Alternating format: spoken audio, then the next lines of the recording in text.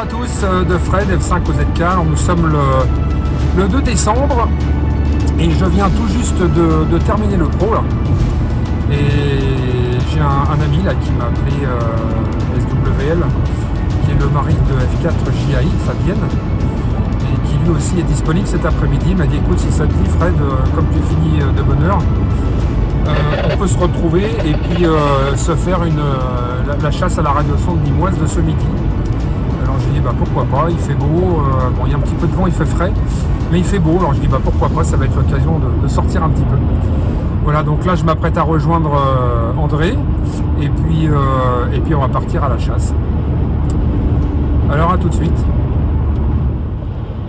Quel beau temps! On va profiter de cette belle arrière-saison pour aller chasser un petit peu. Voilà, j'ai rejoint mon ami André, que voici. Bonjour tout le monde. Donc l'XOM, comme dirait Fabienne, on dit plus l'XYN, mais on peut dire aussi l'XOM de Fabienne, F4 JAI. Donc voilà, je l'ai rejoint et puis là on prend la voiture et on s'est inscrit dans le GPS. Il arrive un peu vite lui. On s'est inscrit dans le GPS le dernier point, mais c'est un point supposé, hein, puisque le dernier point il était à combien de mètres d'altitude, tu m'as dit? 2000, on a dû perdre 2000. Ouais, 2000 mètres, bon, il y a encore de quoi faire. Hein. Donc je pense que on va faire comme d'habitude, on va s'en rapprocher, voir si on arrive à entendre le signal. Et il ne faut pas trop qu'on tarde non plus parce que les RS20 elles émettent moins longtemps que les M10. Hein, les durées de vie des piles sur les M20 c'est quoi maintenant? C'est 4 heures peut-être, 4 ou 5 heures. Alors qu'on a au moins le double, peut-être même voir le triple avec les piles sur les M10. Hein. Donc ça c'est aussi une contrainte, faut le savoir. Hein. Donc quand vous partez en chasse de M20, vous n'avez pas intérêt à traîner et à partir le plus vite possible. L'idéal en soi, ça aurait été de se retrouver directement sur les lieux, sur la position estimée de descente. Mais là, j'ai pas pu parce que j'ai été retenu par le pro, donc il a fallu que j'attende 14 heures pour pouvoir me libérer et sortir. Donc là, à l'heure qu'il est, ou à l'heure où je vous parle, elle sait déjà où elle s'est posée, où elle est sur le point de se poser. Oui, je pense qu'elle est posée. Voilà. C'est un moment qu'on l'a perdu. Donc on va voir ce qu'on peut faire. Bon, tu le sens bien? Oui, on t'es content? bien. C'est ta deuxième vidéo toi que tu fais là, de vidéo, recherche. et puis surtout qu'il fait beau, et ça c'est vraiment bien de partir avec un beau temps comme ça. Et je pense qu'on va se régaler parce que le coin où on va récupérer la sonde, c'est un coin que je connais pas très bien, côté des éoliennes, je pense. Oui, avec Robert, on avait déjà retrouvé une M10 là-bas, une OHP, du côté des éoliennes. Il y a 3 ou 4 semaines. Ouais, on a fait la vidéo du reste. Donc elle serait tombée à peu près dans le même secteur. Voilà. Ça va, ce qui est bien, c'est que c'est pas trop loin et puis c'est assez facile. C'est côté des Rions, c'est très joli en plus comme endroit. C'est pas de la forêt dense et avec des sondes qui se perdent au sommet des arbres, comme c'est déjà arrivé. On a emmené la perche quand même au cas où, hein. Parce que même si c'est pas une forêt dense, il y a quand même des fois quand ça tombe dans des arbres, dans des pins en hauteur, il faut aller les chercher, c'est pas évident. Hein. Allez, c'est parti. On est sur la route. On profite pour regarder le paysage. Alors la radiosonde elle se trouve à l'horizon là-bas, tout au fond. Et là vous avez la montagne de la Sainte-Victoire. Donc on profite de notre beau paysage de Provence par la même occasion. Alors voilà, on vient de s'arrêter sur un point élevé, donc on n'est pas très loin. Voilà pour vous montrer un petit peu géographiquement. Alors on soupçonne encore le signal. Donc ça veut dire que la radiosonde elle est toujours en vie. Ça c'est plutôt une bonne chose. Mais le signal est très faible. Donc ce qu'on va faire, on va sortir du coffre la bime avec le récepteur et on va essayer de se bimer, de faire un point d'antenne pour essayer de voir où on reçoit le signal le mieux, le plus fort. Alors voilà, on s'est arrêté et là on fait le relevé d'antenne. Donc on a bien le signal dans cette direction. Bon, le signal n'arrive pas très fort mais suffisamment. On l'a branché sur son monitor. Voilà, et là on a sa position exacte. Ouais, il décode bien. Et elle se trouve à 627 mètres d'altitude. Donc, sur la région, voilà, on a sa position là, à côté de Riance. Donc là, ça c'est le côté pratique. Finalement, ça fait un peu comme le TTGO, sauf que là, tu es obligé d'avoir un ordinateur portable, sinon c'est pas pratique. Voilà. Et après, on se sert de la BIM juste pour faire de la recherche bio, ce qu'on appelle sur le terrain. Donc là, tu n'as pas besoin d'avoir de TTGO. Là. Avec ça, non. Ça, c'est bien. Hein. Mais tu mets un logiciel spécial pour, Disons que c'est le son monitor. Donc le TTGO, en fait, en définitive, avec l'expérience, je m'aperçois que c'est pratique quand tu fais de la recherche sur le terrain, que tu es pratiquement arrivé sur la sonde. Donc voilà. Mais pour faire de la recherche de loin, etc., le TTGO, c'est pas si pratique que ça. Parce que tu as l'avantage quand même avec ce récepteur d'entendre le retour son. Et ça, c'est quand même important, parce que quand tu fais de la recherche avec une BIM, eh ben, tu sais au moins dans quel sens tu dois t'orienter. Qu'un TTGO, si tu n'as pas le retour son, tu sais pas vraiment dans quel sens t'orienter. D'accord ? Donc maintenant qu'on a la position, on peut rentrer ça ou dans le GPS, au moins pour s'en rapprocher, et après avec le TTGO ou avec l'antenne, en bio, on peut faire de la recherche sur place. Est-ce que ça te semble clair ? Ah, très bien, c'est déjà ce que je pensais. Et j'ai en plus ton système qui permet de se diriger dans la bonne direction. Que moi, j'ai pas parce que j'ai que le TTGO. Mais j'ai pu rentrer les coordonnées sur une carte avec les références longitude, latitude. Et donc là, on voit très bien qu'il faut continuer la route et qu'on aura un peu plus loin, au point rouge, la position exacte, à côté des éoliennes qu'on voit là. Et finalement, c'est pas très loin. Alors après, il faudra trouver un petit chemin. On va Là, ça va être intéressant. C'est pas aussi simple que ça, parce que cette zone-là, moi, je la connais bien et je crois que c'est clôturé partout là. Ah. Donc on va voir. Hein. C'est ça qui est intéressant maintenant. Ouais. C'est quand on va aller de pied en pied, de découvrir, faire des tranchées avec les sécateurs, et couper les arbres. Bon, on va regarder ça.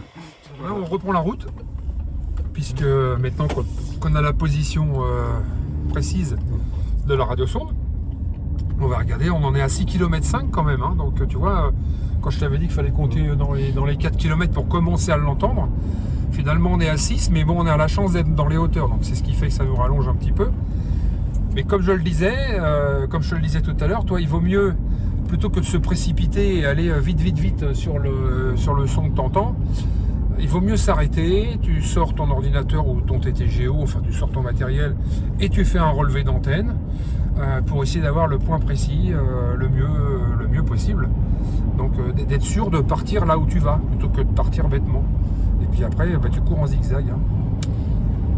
Voilà, donc c'est la technique. Tu fais ça, tu perds un petit peu plus de temps à faire ton relevé, mais au moins tu es sûr que tu pars sur un point précis. Ouais, là on est bien parti. En plus, il n'y a pas grand monde, donc c'est bien, mais on va trouver, je pense, la sonde sans trop de problème. Vu les arbres, ils ont l'air assez... On verra là-bas comment c'est, mais là les arbres, ils ont l'air assez espacés pour l'instant. Oui.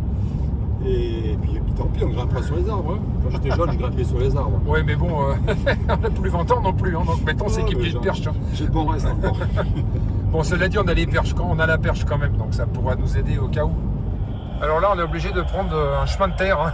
C'est le cas de le dire, hein, parce que là, ça patine par endroits. Ah bah le voilà le chemin en question. Là, il faut que tu prennes à gauche. Et quand on repartira, on reprendra à droite, on évitera de passer t'arrêter. Là, sa petite antenne de réception 400 mégas. Alors voilà le chemin. On va profiter pendant qu'il y a encore un peu de soleil. Alors en fait, elle se trouverait à 300 mètres par là. Alors il n'y a aucun sentier. Donc là, on va devoir y aller en marchant dans la pampa. Je ne sais pas par où on va passer, mais il va bien falloir qu'on y passe. Ah, c'est ça, on est à 310 mètres en face. Bon, on va prendre l'équipement, puis on va y aller. Voilà, André a pris la perche. Hein, voilà. On ne sait jamais. Moi j'ai le récepteur. Et là, effectivement, on a le signal qui nous arrive à fond de paquet juste devant. Donc, on va s'avancer dans la pampa. Là, je ne sais pas comment on va faire, mais on va essayer de se frayer un chemin. Allez, go. J'ai pris le sécateur. Allez, c'est parti. Alors, une petite astuce hein, pendant que je vous tiens, c'est que on est garé là-bas derrière. Seulement quand on traverse une pampa comme ça, on file jamais droit. Donc on est toujours, à cause des arbres, obligé d'aller à gauche, obligé d'aller à droite. Donc je vous conseille vivement de prendre votre position géographique de votre véhicule, là où vous êtes garé, pour pouvoir revenir. Comme ça, après avec le GPS, vous rentrez avec les coordonnées de l'emplacement de votre véhicule. Parce que sinon, c'est un coup à se perdre en forêt et puis de ne pas pouvoir revenir. Voilà. Ou alors vous prenez du rubalise que vous accrochez sur des branches tous les 10 mètres pour retrouver votre chemin. C'est aussi une autre solution. Et moi j'opte pour la solution de la position géographique et puis Et puis comme on dirait, j'ai plus du GPS, comme ça me le ramène directement. Hein. Surtout que là en plus la nuit va pas tarder à tomber. Enfin le soleil. La nuit va pas tarder à se lever. Et c'est un coup à se perdre assez facilement.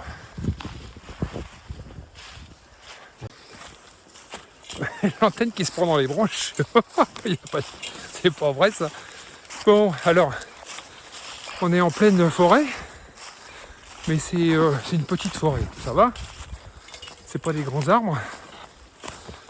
Alors, il n'y a pas de sentier, donc on est obligé de marcher un peu à l'aveuglette. Voyons, il y a des pierres partout. Mais en même temps, c'est plutôt bien découvert et plutôt bien dégagé. Donc pour progresser, c'est quand même plus pratique. Voyons, et André, il a le feu aux fesses. Hein. C'est proche pas. Il cavale comme un. T'as pas de temps. Hein. Il veut vraiment la retrouver, cette radiosonde.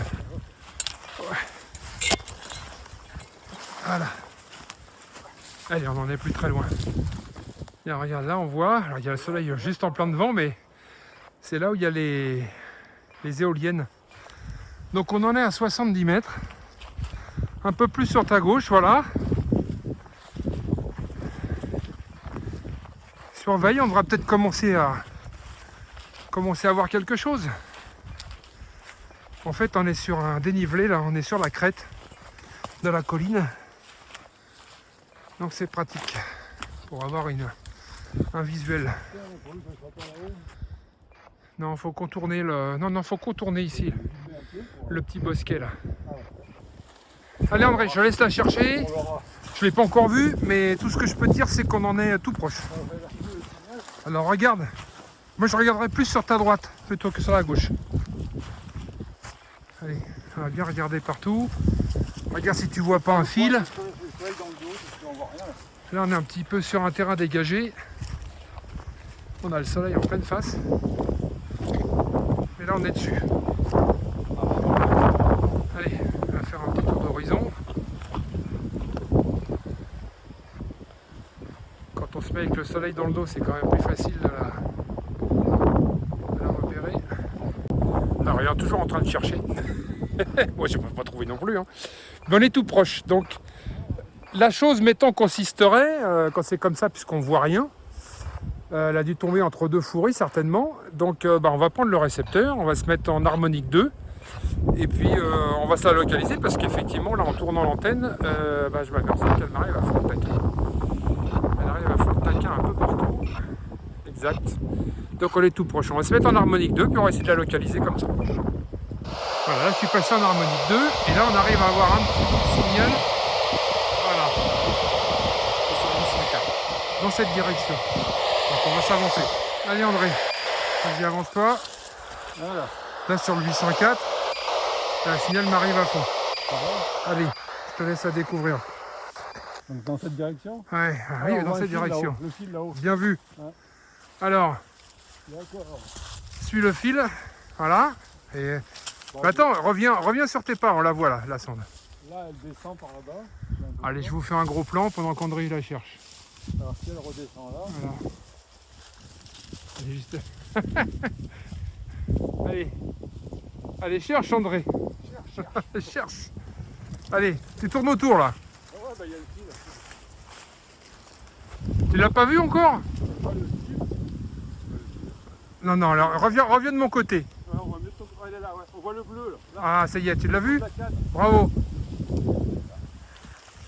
Bravo André. Allez. Bon, elle est à portée de main celle-ci. Hein. Allez, j'ai éteint le récepteur.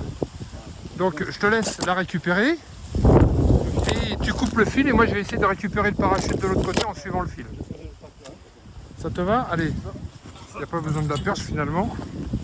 Et tu vois le 804 finalement, il est plus précis que le GPS. Ah ouais, parce que là ça m'a emmené carrément à l'opposé. Et ouais, tu vois comme quoi. Hein. J'ai mal, peut-être que j'ai pris le relevé trop tôt, j'aurais dû affiner après. Voilà, là je m'avance un peu pour récupérer le parachute qui lui est tout seul parce qu'on voit la ficelle, ouais, la voilà haut. Elle s'est perchée en haut des arbres cette ficelle. Mais bon, là, le parachute est tombé au sol de l'autre côté. Alors tire pas trop. Voilà. On va montrer dans quel état ça se trouve. Le parachute semble s'être bien déployé. Voilà. Le tube. Et le restant du ballon. Voilà, le ballon il doit en rester allez, 10%. Voilà. Il n'y a plus qu'à tout redescendre. Non, non, ça va. Ça a bien fonctionné. Bah, là, c'est pas mal allongé celle-ci. C'est bon, t'as coupé le fil? Ouais, c'est bon. Alors c'est bon, je récupère. Oui, effectivement, c'est pas évident de se repérer dans les forêts. Bon, là, on a de la chance, il fait soleil, les arbres sont assez disparates, assez séparés. Quand c'est de nuit, hein, c'est... Alors, de nuit, de pluie, c'est avec handicapant, des arbres plus denses, à mon avis, c'est pas évident. Hein. Donc là, il n'y a aucun risque parce qu'on a enregistré notre position, il y a le soleil, il fait bon. Alors, on n'a même plus de vent parce qu'on est à l'abri des arbres. 30 mètres de fil à enrouler. Mais maintenant, voilà, il n'y a plus qu'il faut travailler. Allez, tourne. Oh là là. En tout cas, on a récupéré tout l'ensemble, le ballon qui est exposé, le parachute, les 30 mètres et la sonde là, que j'ai dans les mains. Donc, je vais essayer d'aller... Voilà, la sonde que j'ai récupérée de l'autre côté. Je laisse émettre le temps de prévenir les copains qu'on l'a récupérée. Donc on fera la procédure comme le fait d'habitude Fred. Dépollution complète. Dépollution complète. Voilà. Ok. Voilà, donc on a tout récupéré. Donc la radiosonde et le parachute et le ballon, enfin le restant du ballon. Voilà. Donc pour l'instant, elle est encore en service. On va la laisser en service jusqu'à ce qu'on récupère la véhicule parce que on ne sait jamais s'il y a encore un copain sur le coup, ben voilà, qui puisse aussi la récupérer à son tour. Mais à mon avis, dans cette région-là, je ne pense pas. Puisque Robert nous a dit qu'il ne partait pas cet après-midi, donc je pense qu'il y a que nous sur le coup, mais bon, on ne sait jamais. Et puis on va faire un petit appel sur le 145, 550, je vais y arriver. Appeler, voir, on ne sait jamais, parce qu'en plus on est dans les hauteurs, donc on va le porter ici pour savoir s'il n'y a pas quelqu'un d'autre sur l'affaire. Voilà, en tout cas, t'es content de ta chasse? Oui, c'est ta première véritable chasse en définitive. Je te remercie beaucoup parce que c'est effectivement la première que je fais complètement avec quelqu'un d'initié. Donc j'ai appris beaucoup de choses. C'est trop d'honneur. J'ai appris beaucoup de choses. C'est un bon complément à toutes les vidéos que tu mets sur YouTube. Et là, on a vraiment fait une chasse typique, très belle, alors avec le beau temps, dans une région qui est très belle. Et pour l'instant, on est encore au milieu de la forêt. Bon, il n'y a plus qu'à rentrer à la voiture si on la retrouve. Il n'y a pas de raison. Mais on va la retrouver. Voilà, donc bah, elle est pour toi celle-là en souvenir. Ah ben merci bien. En tout cas, merci à tous de nous avoir suivis pour cette petite chasse bien sympathique, au frais, parce que je ne sais pas combien il fait, mais là, il doit faire 6-7 degrés, pas plus, hein, ça caille. Et puis, on vous dit à la prochaine chasse et à très bientôt. Salut les copains, ciao.